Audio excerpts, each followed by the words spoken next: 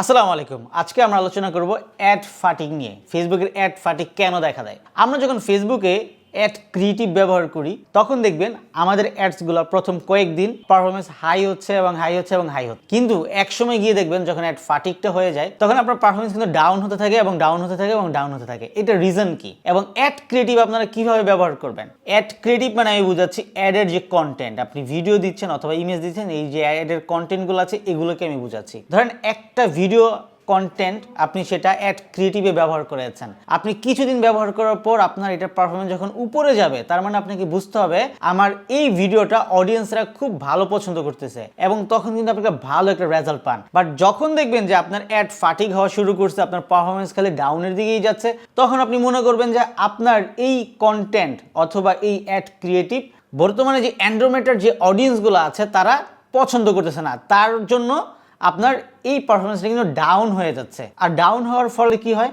আমরা ভালো রেজাল্ট পাচ্ছি না, অডিয়েন্স পাচ্ছি না, রিচ হচ্ছে না, বাট কস্ট বেশি চলে যাচ্ছে, সেই মতো আমরা রেজাল্ট পাচ্ছি না। সো এই জন্য আপনাকে কি করতে হবে? প্রতিনিয়ত অ্যাড ক্রিয়েটিভ চেঞ্জ করতে হবে। আপনি যত বেশি অ্যাড ক্রিয়েটিভ অথবা অ্যাডের কন্টেন্ট আপনি চেঞ্জ করবেন, আপনার অ্যাডের পারফরমেন্স তত বেশি হাই হবে। সো এই ছিল আজকে অ্যাড ফাটিগ নিয়ে ছোট্ট একটা বিষয়। সো আপনাদেরকে এর আগে প্রিভিয়াস অনেকগুলো ভিডিওতে আমি বলেছি আপনি যত বেশি এবং যত ভালো অ্যাড ক্রিয়েটিভ আপনি ব্যবহার করতে পারবেন আপনার অ্যাডের পারফরমেন্স তত বেশি ইনক্রিজ হবে।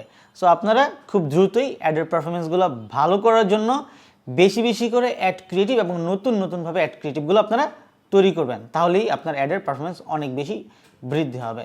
ধন্যবাদ সবাইকে।